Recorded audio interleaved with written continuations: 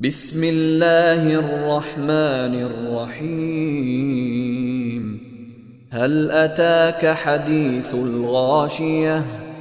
وجوه يومئذ خاشعة عاملة ناصبة تصلى نارا حامية تسقى من عين آنية ليس لهم طعام إلا من ضريع لا يسمن ولا يغني من جوع.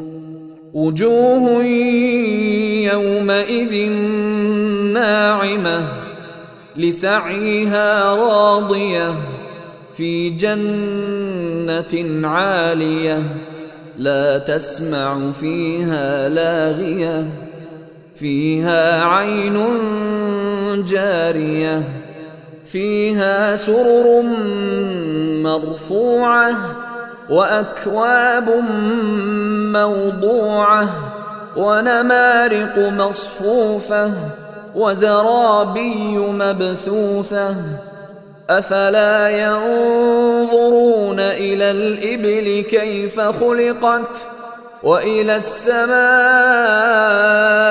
كيف رفعت وإلى الجبال كيف نصبت وإلى الأرض كيف سطحت فذكر إنما أنت مذكر لست عليهم بمسيطر إلا من تولى وكفر فيعذبه الله العذاب الأكبر.